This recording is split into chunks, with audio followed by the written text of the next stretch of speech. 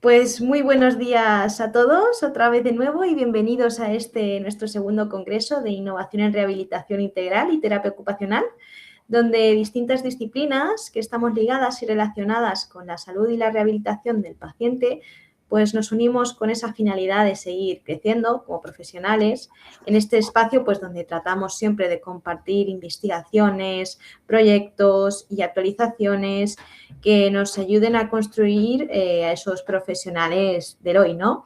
Adaptados y de la mano siempre de ese entorno de las ciencias de la salud que no para de crecer día tras día y no deja de evolucionar y por tanto nosotros tenemos que evolucionar también con ella.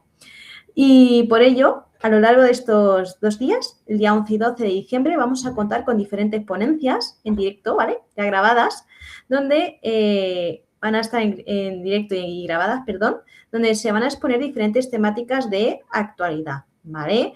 Y de abordaje terapéutico también. Vamos a mencionar también que todas esas ponencias que vayan a ser en directo y que no podéis conectaros, no os preocupéis, porque aunque sean en directo, se van a quedar grabadas en la plataforma estos 2 días para que podáis acceder a ellas cuando mejor os plazca, ¿vale? Y ya dicho esto, pues vamos a continuar con este segundo día 11, con una ponencia de una temática muy novedosa y que está modificando a pasos agigantados el paradigma actual de muchas ocupaciones, que es la inteligencia artificial en el ámbito sanitario, transformación y oportunidades para la terapia ocupacional, que viene de la mano pues, de todo un profesional y entusiasta en este campo, que es don José María Calavia Balduz, que es terapeuta ocupacional y codirector en el Centro Tangram, profesor titular en La Salle, Centro Universitario, máster de Inteligencia Artificial e Innovación en Fundet, colaboración con Microsoft. Muy buenos días, José María. Hola, ¿qué tal? Buenos días. Fenomenal. Pues si quieres, vamos a probar a compartir la pantalla, la presentación, a ver si funciona. Fenomenal. Si quiere funcionar. Yo, mientras tanto, pues os recuerdo a todos los congresistas que estéis ahora mismo conectados, que todas las preguntas, dudas, comentarios, cuestiones, que aprovechéis el chat que tenemos aquí debajo, ¿vale? Y todos los comentarios, todas las cuestiones que surjan, las vamos a comentar una vez finalice la presentación, ¿de acuerdo? Si te parece, empezamos, ¿no? Por no alargar Empezamos esto más. ya, Vale, sí. fenomenal. Bueno, Venga, gracias, José María. nada, vosotros. Lo primero, disculpadme, ¿no? Por esta parte técnica que, como os comentaba, pues hemos estado probando durante la semana y demás y funcionaba todo perfecto, pero ha llegado el momento de la ejecución y el ordenador, por lo que sea, ha decidido estar un poquito en contra de trabajar hoy. Bueno, como os decía, yo soy terapeuta ocupacional, me llamo José María Calavia Balduz. Yo he estado vinculando históricamente a la docencia en la Complutense y estos últimos años estoy dedicado a la docencia en La Salle. Vinculado a la docencia en La Salle, estoy también vinculado a temas de investigación, sobre todo a través de TFMs y demás, en temas que tienen que ver con inteligencia artificial. Y además estoy ahora haciendo el doctorado en la Universidad Rey Juan Carlos, precisamente también vinculando terapia ocupacional e inteligencia artificial. Vengo de hacer también el curso pasado un máster de inteligencia artificial y porque siempre es algo que me ha llamado mucho la atención. Primero, las nuevas tecnologías y cómo podían tener impacto en terapia ocupacional y después, ¿no? Ya en este momento concreto, cómo la inteligencia artificial, sobre todo esta vertiente que tenemos de la IA generativa, puede tener muchas virtudes y puede apoyar mucho tanto nuestra labor clínica como la labor docente o la labor de investigación. Vinculado a todo esto, pues lo que quería proponeros hoy en esta charla es hablar un poquito de cómo funciona la inteligencia artificial, cuál es la base, cómo llega un poquito hasta nosotros, cuál ha sido la evolución y poder conocer un poquito cómo interactuar con ella y cuáles son las potencialidades y lo que nos dice la literatura actual. Cuando hablamos de inteligencia, bueno, es verdad que estamos ahora como en un punto de inflexión muy interesante, ¿no? Hay, desde el Foro Económico Mundial se decía que estábamos ahora mismo en la cuarta revolución industrial, ¿no? Donde estamos ya trabajando con máquinas, hablando a las máquinas en un lenguaje que no es lenguaje máquina, que era una de las limitaciones que teníamos hasta ahora, y esto a nivel de potencialidades en nuestro trabajo diario nos puede ayudar en muchas y muy diversas áreas. ¿Por qué es importante centrarnos en el tema de inteligencia artificial? ¿No? ¿Por qué es importante empezar a darle vueltas en qué nos puede aportar la inteligencia artificial, hasta dónde nos puede aportar, qué es lo interesante que nos puede decir la inteligencia artificial. Bueno, pues hay organismos internacionales como la Federación Mundial o la OTA, en la que sí que instan a que los terapeutas y las terapeutas ocupacionales tengamos en mente lo que es la inteligencia artificial, lo que puede aportar y que además hagamos una formación sobre ella. Si las personas que estáis escuchando sois terapeutas ocupacionales, sabéis que tenemos, ¿no?, este curso que estamos ahora haciendo sobre actualización en competencias digitales, donde uno de los temas importantes y centrales es todo lo vinculado a inteligencia artificial. Esta alfabetización digital es fundamental, ¿no? Vale. Venga, fenomenal. Vamos con ello, continuamos. Perdóname de nuevo, que estábamos aquí peleándome con el ordenador. O sea, ya os digo que esto es, no sé, primera vez que me pasa. No le debe gustar al ordenador este programa. Bueno, como os decía, ¿no? Esta parte de la alfabetización digital yo creo que es fundamental. Y sí que es verdad que no solo por lo que nos puede ayudar, sino por todas las aplicaciones que vamos a ir descubriendo y que se van a ir incorporando en nuestro día a día laboral, que van a tener este uso de inteligencia artificial. Entonces es importante que sepamos cómo comunicarnos con esta inteligencia artificial. Y también tenemos que tener en cuenta los desafíos y los riesgos éticos que esto nos va a suponer. Todo el tema de compartir información clínica, cómo tenemos que anonimizar los datos, dónde quedan esos datos, qué versiones, porque sí que va a haber versiones de modelos de IA generativa, de grandes modelos de lenguaje, en los que podamos trabajar con datos clínicos, pero tenemos que tener seguro que sea en un espacio acotado, que no lleguen a servidores de terceros, que no estén auditados y demás, ¿no? Entonces, no va a ser algo fácil y además la legislación es diferente en función del país en el que nos encontremos. En Estados Unidos hay desarrollos de IA y aplicaciones que funcionan distinto a cómo funcionan en Europa, pero sobre todo por las regulaciones que hay a nivel legislativo. Vale, pero cuando hablamos de inteligencia artificial, ¿no?, que parece que ahora es una palabra muy frecuente, ¿no? De eso está hecho con IA, ¿no? Es que esto es, pues ese vídeo está hecho con IA o has generado el texto con IA. Sí, pero, o sea, se ha generado con un subconjunto dentro de lo que es la inteligencia artificial, dentro de lo que es la IA, que es a lo que llamamos IA generativa, ¿no? Que aquí donde veis este triangulito sería un poco esa punta del iceberg. Lo grande, el gran contenedor, ¿no?, como el conjunto más grande, es la inteligencia artificial, que la inteligencia artificial nos lleva acompañando más de 70 años. O sea, ahora os lo explico un poquito más, ¿no? Pero es un poquito ese funcionamiento o esa capacidad que podemos dar a las máquinas para intentar razonar, ¿no?, y hacer procesos de pensamiento como si fueran humanas. Y la primera, ¿no?, los inicios de la IA eran algo como tan sencillo como los árboles de decisiones, ¿no? De pues, si ocurre esto y además pasa esto, pues entonces lo que tiene que pasar es esto otro.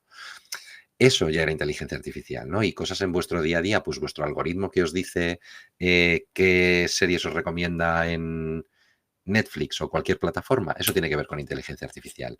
La lavadora que calcula la velocidad que tiene que centrifugar en función del peso de la ropa que tiene, eso tiene que ver con inteligencia artificial. Pero lo que más nos está llamando es esta puntita del iceberg que es la IA generativa. Como os digo, dentro de lo que es inteligencia artificial, ¿no?, de manera más global, es esta parte de inteligencia artificial más simbólica, lo que queremos, ¿no?, y lo que la definición así más concisa sería esa técnica que permite a las máquinas imitar el comportamiento humano.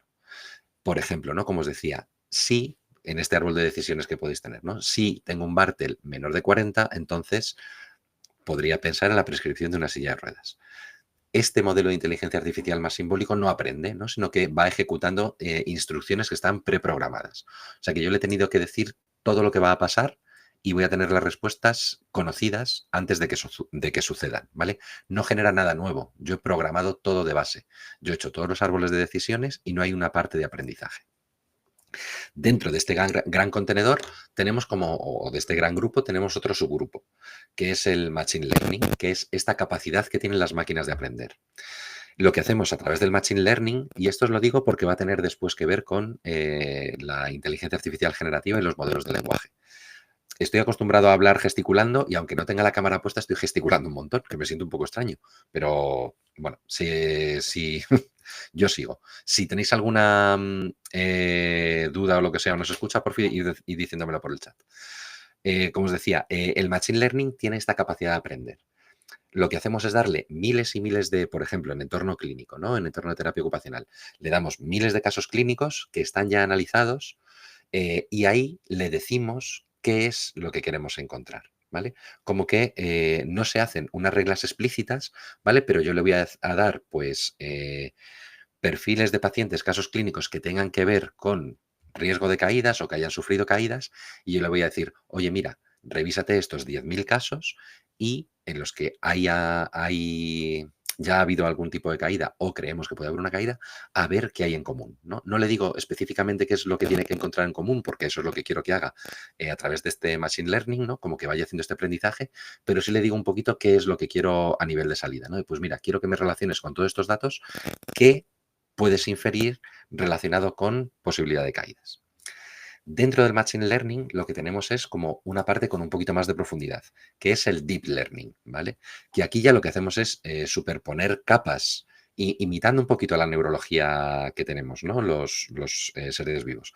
Como tener esas redes neuronales biológicas, ¿no? Pues se simulan haciendo diferentes capas. Entonces, esas capas se van a ir retroalimentando entre ellas y van a ir generando aprendizajes.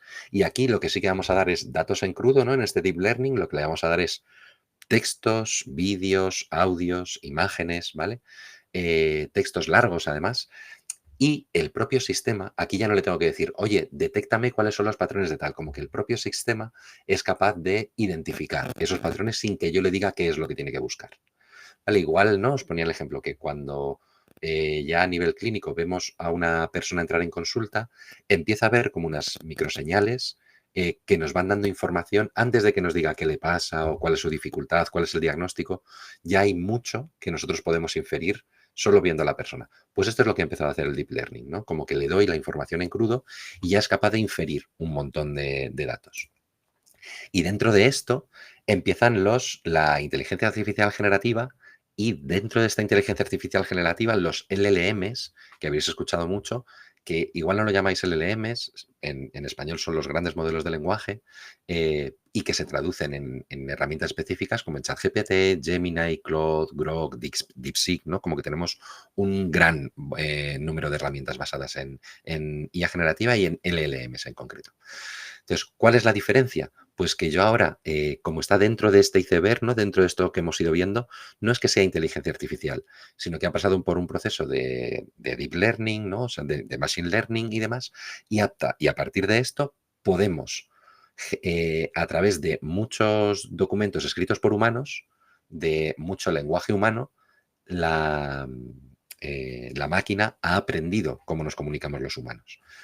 Tenemos que entender también que la máquina, cuando hablamos, ¿no? De inteligencia artificial generativa, cuando hablamos de ChatGPT, por ejemplo, de LLMs, ChatGPT no sabe cosas, como que no sabe contenido. En realidad lo que ha aprendido es cómo es ese modelo de comunicación en lenguaje natural.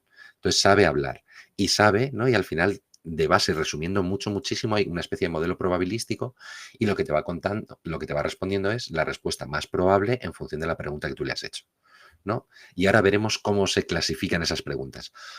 Os cuento esto porque es interesante saber cómo funciona esta tecnología para podernos comunicar de una manera adecuada con ella. Cuanto mejor sea nuestra interacción con la IA generativa, que es a lo que vamos a llamar prompt, cuanto más afinado sea el prompt que aportamos a la IA generativa, mejor va a ser la respuesta y más se va a parecer a lo que nosotros queremos que nos responde.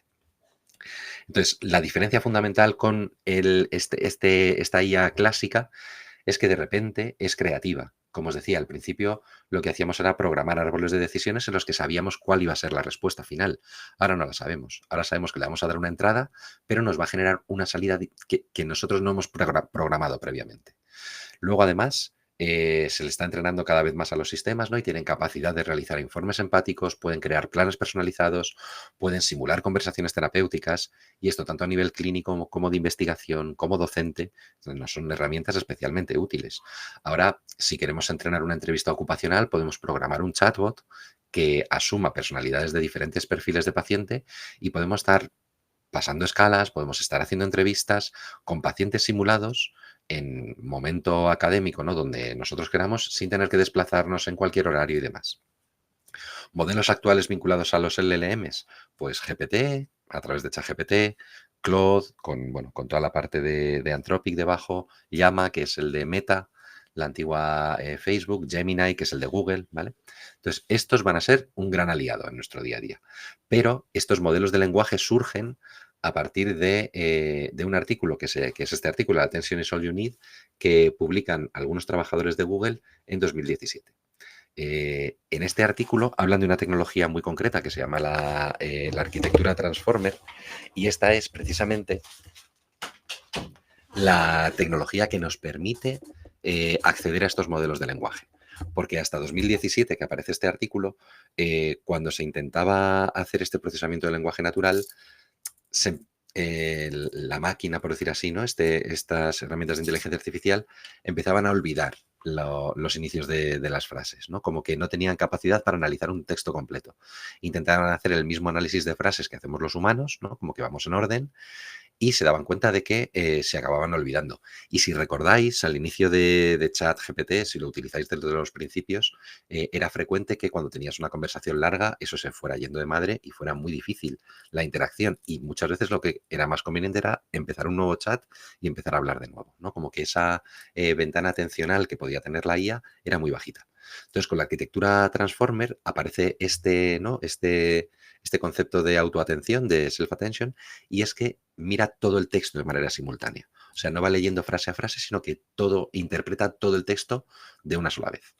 Entonces, claro, aquí lo que hace es ir asignando a las diferentes palabras un peso, o sea, identifica como palabras importantes en el texto. Y luego el resto de palabras que tienen que ver con esas palabras importantes les asigna un peso, y en función de eso ya es donde empieza a generar la respuesta. Por ejemplo, si le hacemos una interacción en la que decimos, el paciente, un varón de 75 años con antecedentes de parkinsonismo, ingresa por caídas recurrentes en el baño a pesar de tener buena fuerza en cuádriceps. Aquí lo que estos modelos de lenguaje, que como os digo, ya no les tenemos que decir lo que tienen que buscar, sino que lo encuentran de manera automática por todo el entrenamiento que tienen de base, dice, mira, voy a asignar estos pesos de atención, lo que más me interesa de esta frase es caídas, y lo voy a vincular mucho a parkinsonismo y a baño. No voy a vincular de manera tan directa o de manera, ¿no? Como con un peso alto, caídas con buena fuerza, porque no tendría mucho sentido. Entonces voy a asignar caídas con un peso bajito a buena fuerza, y así quito, ¿no? Le despriorizo la debilidad muscular como una explicación, ¿no? Porque no se ha caído porque no tenga fuerza. Y además voy a relacionar toda la parte semántica y clínica, y no solo porque las palabras estén juntas en el texto, que esto es importante. Entonces, no hace un análisis sintáctico, semántico, como hacíamos en el cole o en el instituto, ¿no? Pues vamos a ir analizando la frase, sino que en todas las partes del texto va a ver qué relación tienen las palabras entre sí, habiendo ubicado algunas como especialmente calientes, ¿no? Como con especial peso. Por ejemplo, sí, en esa frase, ¿no? ¿Cómo podríamos explicarlo? Pues desde aquí podemos darle a parkinsonismo un 0,45, que iba a ser la más alta, baño también un alto número, y vamos a quitarle, pues, a buena fuerza, a cuádriceps y demás, o a otras palabras, les vamos a quitar ese peso, porque no van a tener esa relación directa. Además, la atención es múltiple, ¿no? Como desde varios puntos de vista, además, como que va a tener en cuenta toda la parte de sintaxis a nivel gramatical, estructural y demás, como una parte de redacción, ¿vale? Porque eso es uno de los grandes entrenamientos que se ha hecho a los modelos de lenguaje. Pero además va a tener de manera simultánea otra cabeza que va a pensar en las relaciones anatómicas, como si fuera desde la parte más de fisio. Además va a tener otra cabeza que tiene que ver con toda la parte de ocupación, buscando patrones de desempeño, todo lo que tiene que ver con entorno y demás, y además de manera simultánea va a hacer un análisis contextual, ¿no? Pues toda la parte emocional, social que hay en esa frase. Entonces, todo ese peso se da a las palabras como desde muchas cabezas, ¿no? Desde muchas visiones de manera simultánea, y eso va a hacer como que pues, genere una respuesta mucho, mucho más adecuada, ¿no? Y con un análisis mucho más profundo, y que tenga mucha más capacidad de memoria. ¿Vale? Entonces, ¿por qué estos LLM son un cambio de paradigma? Pues porque se ha democratizado el acceso a la inteligencia artificial generativa. Desde 2022, ¿no? que empezaron esta tecnología, ya no requería que supieras un lenguaje de programación de base. Tú antes, si querías programar algo en un ordenador, tenías que saber lenguaje de programación y tenías que saber Java, tenías que saber HTML, tenías que saber Basic, no sé, cualquier cosa. Pero ahora podemos programar con lenguaje natural. Podemos decir a través de estos modelos de lenguaje qué queremos que haga una herramienta, una aplicación, y lo va a ejecutar. Además, ya tienen como ese preentrenamiento hecho. Hay modelos que son específicamente vinculados al ámbito sanitario que ya se les ha preentrenado con millones de artículos a través de PubMed, libros de texto y demás. Vale, seguimos por aquí. Os decía, porque supongo que me habré quedado más o menos por aquí. Hasta 2022 era como mucho más difícil la interacción con la inteligencia artificial, bueno, con las herramientas informáticas en general, porque lo que se necesitaba era que tú conocieras un lenguaje de programación, ¿no? Tú tenías que saber programar en Java, HTML, en Basic, en C, lo que tú quieras, pero tenías que saber algo de programación y eso era muy raro. O ya los más frikis que sabían el lenguaje ensamblador, pues eso ya es rarísimo. Pero a partir de 2022, con estos LLMs, que lo que han hecho es que las máquinas han aprendido cómo hablamos los humanos.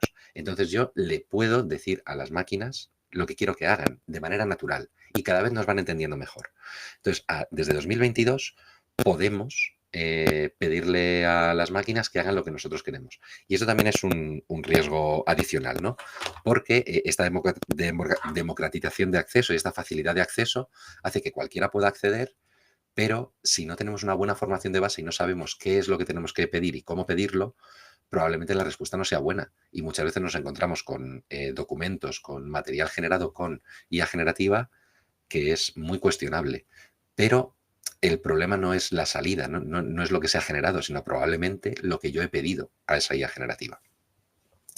Como os decía, hay modelos que tienen un preentrenamiento ya vinculado a lo clínico, que se les ha entrenado con millones de artículos de PubMed, con libros y demás, y entonces nos van a dar una respuesta mucho más centrada en el ámbito clínico. Y además, desde unos años para acá, también hemos visto que son multimodales. En los inicios de ChatGPT ya hemos visto que solo se podía hablar con ChatGPT. Después empezó a generar imágenes. Después, además, le podíamos pasar imágenes. Ahora podemos pasarle vídeo, podemos pasarle audios para que los interprete y nos responda en función de eso. ¿Qué es lo que vamos a ir viendo también? Pues esta evidencia científica que hay desde 2022 hasta ahora, hasta 2024-2025, y cosas, herramientas basadas en IA y cómo han ido teniendo impacto en contexto de terapia ocupacional. Esto de las Killer Apps son como aplicaciones que deberíamos incorporar porque suponen como un cambio de paradigma, ¿no? Como que van a cambiar con la situación actual de cómo se gestionan determinadas situaciones, en determinados momentos, y uno de ellos es la gestión administrativa. A través de diferentes artículos se ha visto que los terapeutas dedicamos entre el 30 y el 50% de nuestro tiempo laboral a burocracia, ¿no? Como actividades que tienen que ver con papeleo, que tienen que ver con transcripción de entrevistas. Entonces, eso lo que hace es que dediquemos gran parte de nuestro tiempo a estar en despacho, gran parte de nuestro tiempo a pelearnos con el ordenador, perdiendo tiempo de estar con las personas, ¿no? Que es una de las cosas que más nos gusta en terapia ocupacional, que es la intervención directa. Entonces, si podemos reducir ese tiempo en documentación, podemos recuperar mucho tiempo a nivel semanal para poder hacer intervención. Entonces, hay aplicaciones que lo que hacen es grabar de manera natural todo lo que está pasando en sesión. Hay aplicaciones que graban a través de audio, otras también que incorporan vídeo, y después al final de la sesión de intervención o de la sesión de evaluación le puedes decir a esta herramienta: oye, genérame un informe de todo lo que ha pasado, transcríbeme toda la sesión, hazme un resumen, cuáles han sido los objetivos que hemos establecido. Incluso si tenemos un buen entrenamiento le podríamos decir: oye, ¿qué otros objetivos podríamos sugerir? O oye, mira, ¿qué herramientas de evaluación se te ocurren además de las que ya le hemos pasado para poder profundizar y mejorar en el caso? ¿Vale? Entonces, esto sería una herramienta especialmente útil. Luego también, esto era muy curioso, hubo un estudio en el que se compararon informes clínicos que había generado ChatGPT, la versión 3.5. Fijaos, ahora vamos por la 5.1 y va a salir la 5.2 la semana que viene probablemente. La 3.5 parece que está lejísimos, pero esto es de verano. O sea, la inteligencia artificial, además, esta parte generativa está avanzando de una manera muy, muy, muy acelerada. Pues se hizo una generación de informes, tanto con ChatGPT 3.5 como por terapeutas ocupacionales, profesionales, clínicos y demás. Y luego se dio a las familias de manera ciega para que valorasen cómo era a nivel empático, a nivel de comprensión, de corrección técnica y demás, el informe que les habían puesto. Y lo sorprendente es que en la parte empática, en la parte de corrección técnica y demás, ganaba la inteligencia artificial a lo que habían generado los humanos. Probablemente, ¿no? Por esto que os destaco aquí, ¿no? Por esta fatiga de la compasión, ¿no? Que es, al final, tenemos el tiempo muy limitado. Hay veces que a lo mejor necesitaríamos mucho más tiempo para redactar un informe cuidado, respetuoso, entendible, que tuviera en cuenta toda esta parte que tiene que ver con lo ético y con todo lo que tiene que ver con el entorno del paciente. Pero si no disponemos de ese tiempo, pues muchas veces lo que hacemos es algo muy rápido, muy mecánico y que no tiene suficiente cuidado. Pero a la IA generativa no le pasa eso, porque te lo responde y en cuestión de segundos te genera un informe que puede estar especialmente cuidado. Hay diferentes herramientas de documentación, ¿vale? Aquí tenéis una comparativa con precios y demás. Veis que hay algunas que no son caras, hay otras, ¿no? Como que van a tener en cuenta todo el contexto institucional, que directamente esas grabaciones las va a incluir en la historia clínica del paciente de manera automática, ¿no? Entonces, eso ya es otro nivel, ¿vale? Y es algo que de hecho se están incorporando en algunos hospitales. Yo creo que aquí en España, Quirón es una tecnología que sí que está incorporando. Pero además podemos hacer que estas herramientas, estos LLMs, nos apoyen al razonamiento clínico. Entonces, nos pueden ayudar a identificar problemas, nos pueden sugerir intervenciones, nos pueden ayudar a personalizar con todo lo que tenga que ver con los factores contextuales. Si hacemos un buen prompt, si hacemos como una buena interacción, vamos a tener un resultado mucho más rico. Hay evidencia también en la que en 2023, ¿no? Como con ChatGPT, pues se sugirieron como casos, ¿no? A través de casos complejos y demás, que se pidieran entrenamiento en tareas orientadas, estrategias de conservación de energía, uso de equipamiento adaptativo, y los resultados fueron bastante buenos, ¿no? De nuevo, si damos un buen prompt, tenemos un buen resultado. Yo no sé cómo seréis vosotras de expertas, ¿no? En interacción con inteligencia artificial, pero muchas veces nuestro prompt habitual es 1, 2 líneas, 3. Yo hace unas semanas preparé para unos compañeros de una clínica de fisio un prompt que se componía de 62 páginas. Entonces, podemos hacer cosas muy complejas y este prompt era casi un programa en sí mismo, ¿no? Como que ayudaba a toda la parte de análisis de casos, propuesta de objetivos, materiales, ¿no? Era como algo muy, muy intenso. ¿Qué tenemos también? Pues toda la parte que tiene que ver con software de intervención que podemos personalizar. Entonces, ahora podemos, a través de herramientas también de lo que se llama low code, o sea, sin necesidad de programación, hablando con lenguaje natural, podemos crear aplicaciones. Y podemos crear aplicaciones específicas diciendo, oye, mira, quiero que me hagas una aplicación donde que puede ser a través de un videojuego, ¿no? Pues mira, quiero hacer una gamificación de una actividad terapéutica que consista en ti, pero yo no sé hacer videojuegos, ¿vale? Pues nos lo hace la máquina. Y directamente, ¿no? Una de las que mejor programa es Claude. Entonces, yo con Claude sí que hago programitas y tal, vinculados a intervención, y es extremadamente sencillo. Solo le digo lo que quiero que pase, me da una versión, oye, mira, prefiero que modifiques esto. Me da otra versión, oye, mira, pues ahora además quiero que se maneje con estas teclas. Me da otra versión, ¿no?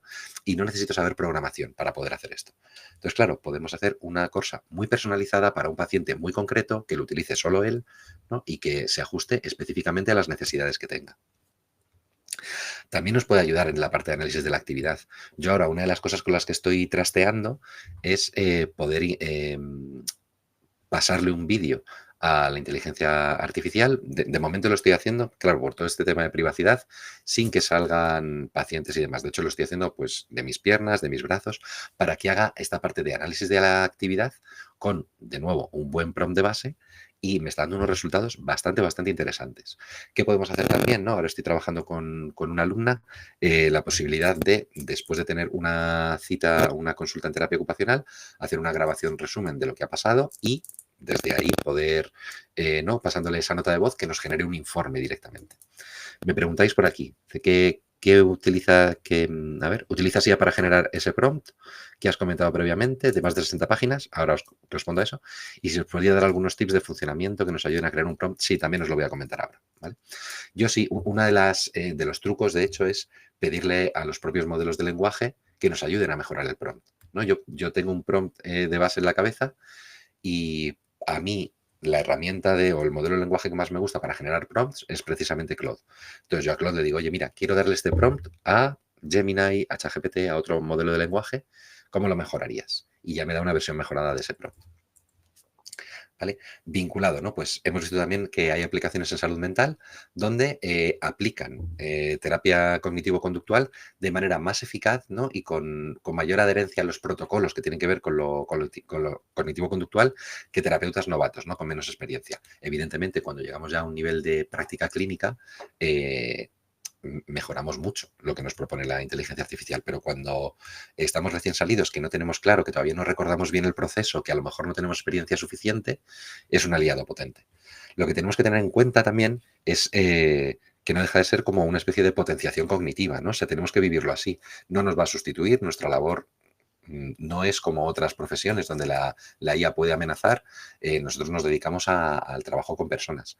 Entonces, lo que puede hacer es potenciar nuestra capacidad, que nos permita analizar mucho más, que nos permita tener en cuenta muchos más procesos, muchas más alternativas de las que a lo mejor tenemos en mente. Pero la decisión final también es fundamental que tengamos en mente que es nuestra. La responsabilidad final con el paciente es nuestra. Aunque nos hayamos apoyado en inteligencia artificial para generar actividades, para generar pues diferentes opciones y demás, la decisión final es nuestra y es la clínica, ¿vale? Y también nos decía, hay este riesgo crítico, que los LLMs no están preparados para atender crisis agudas, riesgos de suicidio, cosas por el estilo, ¿no? O sea, no podemos dejar en manos de chatbots pues esta parte de gestión emocional donde haya situaciones graves que requieren intervención humana directa. También a nivel de integración social, sensorial, a nivel pediátrico, las dietas sensoriales nos pueden ayudar también. Si yo tengo claro cuál es el perfil sensorial de un pequeño, yo trabajo en contexto de infancia, tengo claro el perfil sensorial, puedo pensar en actividades, puedo pensar en una dieta sensorial, pero si me apoyo en inteligencia artificial, a lo mejor me da un abanico mucho más amplio del que yo con mi experiencia clínica descarto unas cuantas porque no tiene sentido, pero hay otras que digo, ostras, mira, esto no va a ser finalmente así, pero me sugiere poder ir por este camino, ¿no? Entonces, yo creo que esa sugerencia, ¿no? Y esa posibilidad de tener más opciones sin, pues esto, ¿no? Como esta potenciación cognitiva que os decía, es interesante. Cómo poder ayudarnos también a crear historias sociales personalizadas para peques con TEA, ¿no? Y ahora con toda esta parte que hay de generación de imágenes va a ser, pues eso, como mucho más específico y mucho más potente. A través de fotos podemos hacer un análisis visual de las barreras que nos encontramos en el hogar o qué productos de apoyo podría necesitar determinada persona para esta actividad específica. De nuevo, podemos grabar, podemos hacer fotografías del entorno, podemos hacer un diseño de cómo la persona estaría en ese entorno y que a partir de ahí nos sugiera opciones. Lo que hace, ¿no? A nivel formativo, que es algo que también me toca de primera mano, pues podemos crear pacientes virtuales. Y también a través de un estudio se decía que se valoraba como con un 4,22/5, o sea, con una puntuación bastante alta, cercana al 8,5/10, que eran casos bastante realistas y que además tenían un valor educativo que casi rondaba el 9, pues no como en la mayoría de los casos, como que el propio alumnado sentía que estos chatbots, que es que además puedes personalizar incluso su emoción, ¿no? De cómo tienen que comunicar y demás, eran bastante realistas y les ayudaban en ese entrenamiento que muchas veces cuando estamos en momento de estudio, ¿no? Cuando estamos preparándonos, es muy, muy, muy importante. Luego la alfabetización algorítmica, esto que os decía de la ingeniería de prompts, de cómo generar un prompt. Yo creo que os lo digo más adelante, pero si no, con esta pregunta que me decíais, os digo 4 pautas para hacer un buen prompt. Y luego, como esta investigación acelerada, ahora mismo poder analizar de golpe muchos artículos, sacar ideas comunes de muchos artículos, es algo que se tarda minutos. Y minutos igual me voy a mucho tiempo. Hacer una revisión sistemática hasta hace unos meses era algo tedioso, algo muy largo, a lo que tenías que invertir mucho tiempo, mucho esfuerzo. Y ahora es algo que se hace de manera prácticamente automática. De hecho, en la NECA ya han dejado de valorar las revisiones como puntuación, ¿no? Para la acreditación de los docentes. Entonces, es algo que ya la propia inteligencia artificial a través de diferentes herramientas nos puede ayudar a generar. Como os decía, hay una parte que tiene que ver con esta responsabilidad profesional, que sí, que nos apoyamos en inteligencia artificial, pero que hay un marco ético que tenemos que tener en cuenta. Hay un caso que se dio en Queensland, en Australia, en el que un terapeuta ocupacional presentó un informe que había elaborado con ChatGPT ante un tribunal en el que el propio ChatGPT se había inventado las normas en las que se basaba. O sea, y esto de que ChatGPT se inventa cosas, o los modelos de lenguaje en general se inventan cosas, tiene su propio nombre, que son las alucinaciones. Se llama así, no es algo cotidiano. O sea, no es algo que le hayamos dado un nombre porque sí, sino que se llaman alucinaciones. Se dice que la IA alucina cuando genera datos que no son reales. Y de hecho esto tú lo puedes corroborar con la inteligencia artificial, ¿no? Tú le dices, oye, y esto pasaba mucho cuando en ChatGPT se busca bibliografía, por ejemplo, se inventan los títulos, se inventan los autores, se inventa el DOI, y tú le dices, oye, mira, este DOI es mentira. Y dicen, pues sí, efectivamente, este DOI que te he dicho no es correcto, pero mira, te voy a dar este otro que sí. Y también es mentira. ¿No? O sea, como que la IA siempre, como que no te va a decir, oye, mira, de eso no sé, no te voy a contestar, ¿no? Como que va a intentar contestarte y en algunos casos alucina. Entonces, por eso es importante revisar siempre como el resultado final que nos da la IA. No fiarnos al 100% de lo que dice, sino siempre hacerlo con supervisión. Toda la parte de privacidad de datos, como os decía, en Estados Unidos es estricta, pero es algo más laxa que en Europa y se permiten hacer cosas que no se permiten en Europa. Y en Europa lo que se está intentando es como que haya una estrategia en la que se enfatice el uso de IA en estos entornos seguros, en estos walled gardens que llaman, en los que tenemos como un entorno controlado, un entorno corporativo, donde podemos tener incluso datos clínicos en ordenadores que estén auditados y demás, pero que no vayan a formar parte del reentrenamiento de los propios modelos de lenguaje. Luego, además, tenemos que tener en cuenta el sesgo algorítmico y que está presente, ¿no? Y todo lo que tiene que ver con justicia ocupacional. Por el entrenamiento que se ha hecho a la inteligencia artificial, cuando pensábamos ¿no? Cuando pedías una imagen a ChatGPT de una persona que se dedicase a investigación, pues aparecía un hombre blanco, con bata, de mediana edad, ¿no? Ni se pensaba en mujeres, ni en gente joven, ni en gente que no fuera de origen caucásico, ¿no? O sea, como que ese sesgo que tenemos a nivel cultural, a nivel racial, a nivel sexista en la humanidad, pues se refleja también en todas las respuestas que ha ido generando la IA. Y esto ha sido como unas modificaciones, entrenamiento y pautas éticas que se han ido dando a posteriori. Igual hay riesgos y sesgos culturales, porque probablemente a través de la literatura lo que se diga vinculado a VDs, como puedan ser la alimentación, es que se coma con cubiertos. Y cuando tú preguntes a algún modelo de lenguaje que cómo se debería comer y demás, te diga que se coma con cubiertos, pero hay muchas culturas donde se come con las manos y no se utilizan cubiertos, ¿no? Entonces, toda esta parte que tiene que ver con estos sesgos tenemos que tenerlo presente también cuando analicemos las respuestas. Como os decía, a nivel institucional, tanto la OTA como la Federación Mundial hablan de la necesidad de formarnos, pero también nos hablan de manera específica de que tenemos que informar a nuestros pacientes de cuando utilicemos inteligencia artificial, tanto en el análisis de los casos como en la generación de materiales, como en la generación de informes, ¿vale? Y que además vayamos pensando en esta IA centrada en el humano, ¿no? O sea, como ir destinando todos estos recursos que nos da la IA para pensar en las personas y para apoyar a las personas. Me pregunta Marisa, ¿cómo se contempla el futuro de la IA en Europa? Pues eso, ojalá te pudiera dar una respuesta. Yo creo que Europa es eh, como muy cuidadosa con todo lo que tiene que ver con la protección de datos y con los datos personales. Y probablemente Estados Unidos con eso sea más laxa. Entonces, por eso hay aplicaciones que no están llegando aquí o funcionalidades de aplicaciones. ChatGPT funciona diferente en Estados Unidos que en Europa. Hace más cosas, entre comillas, en Estados Unidos, pero por esta parte de restricciones.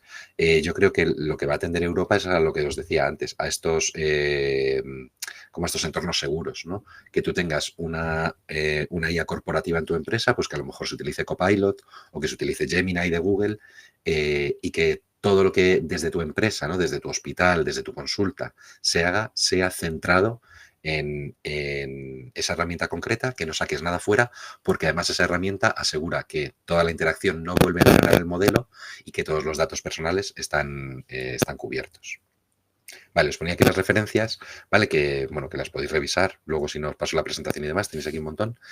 Y, bueno, quería agradeceros, ¿no? Como por haber estado aquí, quería agradecer también a la organización, ¿no? Y a toda la gente de Citori que hayan contado conmigo, que al inicio con todo este estrés creo que no se ha agradecido. Y a toda la parte técnica, que aunque hoy nos haya fallado, hemos estado en contacto durante mucho tiempo, ¿no? Y hemos estado trasteando para que todo saliera bien. Como reflexión final os decía eso, ¿no? Como que la IA va a ofrecer a la terapia ocupacional esta oportunidad paradójica de ser más humana, ¿no? O sea, como que nos permite al ateo acercarnos más a un contexto humanizado, precisamente por liberarnos de cargas y de momentos de despacho que nos permiten estar más cerca de las personas. Vamos a delegar lo robótico a los robots y vamos a recuperar el tiempo para conectar profundamente con las personas. Y Perdón, una última cosa, que al final Ricardo no lo tenía en esta presentación, pero a la hora de poder generar un buen prompt, te lo digo, como tú pedías, ¿no? Como en 3 líneas para explicárselo a tu vecina, yo os diría, podemos seguir una estructura, ¿no? Lo interesante es darle a la IA primero un rol, ¿vale? Decirle, mira, me vas a responder como si fueras un terapeuta ocupacional con una experiencia, ti, ti, ti, ti, ti, ti. ¿Por qué? Porque si yo le digo eso, su respuesta ya va a tener que ver con experiencia en terapia ocupacional. No me va a dar una respuesta genérica. Yo le puedo decir, asume el rol de terapeuta ocupacional o dime, pues mira, vas a generar una respuesta como si fueras un profesor de primaria que quiere explicar lo que es la terapia ocupacional a sus alumnos. Entonces ya el lenguaje lo va a modular y va a generar palabras, va a generar todo distinto. Entonces primero le damos un rol. Después le decimos la tarea concreta. Pues mira, eres terapeuta ocupacional. Quiero o te voy a aportar un caso y quiero que me analices el caso y me des propuestas de objetivos tipo SMART y demás. Le especificamos muy bien. Le decimos cómo quiero que sea el formato de salida. Le voy a decir, oye, mira, quiero que estos objetivos sean para poder contárselos a la familia. Entonces va a hacer que no sean tan técnicos, ¿no? Como que me va a ayudar a tener un lenguaje más común. Además le voy a decir el formato en el que lo quiero. Pues quiero que me lo des en formato tabla, o quiero que me lo des narrado, o quiero que me lo des por guiones. Y finalmente le voy a poder dar un ejemplo, ¿no? Le puedo decir, oye, mira, me gustaría que fuera de esta manera. Y yo le pongo un ejemplo ficticio. Y lo último que a mí me gusta también añadir es decirle que no responda de manera inmediata y que si tiene alguna duda te pregunte para poder mejorar la respuesta final. ¿Vale? Entonces yo iría en ese orden. Rol, contexto, tarea, formato, ejemplo y esa parte de feedback, ¿no? O de iteración. Iría por ahí. ¿Vale? Y ya está. Fenomenal. Pues no sé si hay alguna otra pregunta que quiera hacer alguien. Yo, mientras tanto, que decirte, José María, que a pesar de todas las circunstancias informáticas que hemos tenido hoy, que ha sido una ponencia maravillosa y una visión creo que muy amplia y muy accesible para todos, porque vamos, yo creo que los que estamos aquí, sobre todo conectados, somos principalmente sanitarios, nuestros conocimientos informáticos por lo general se quedan más bien en lo básico y yo creo que has logrado orientarlo de una manera que podemos entender bien la ventana, el origen, el funcionamiento de la inteligencia artificial de una manera así más accesible para todas las disciplinas. Y no solo eso, sino que, claro, esta clase de estudios, claro, implementa al final la idea es de la optimización, de la aplicación óptima de la inteligencia artificial y que al fin y al cabo pues nos ayude a crear ahí una semilla, es decir, cómo puedo aprovecharme de esta herramienta que tenemos para que me ayude en mi profesión diaria. Siempre, seguro que hay algo en lo que te puede ayudar, algo, aunque sea en documentación, en algún trámite, incluso tener una segunda opinión. O como tú dices, ayúdame a impartir, a tener que decirle esto a la familia. Sí. Sí, esto, bueno, y como os digo, ¿no? Yo además me dedico a la docencia.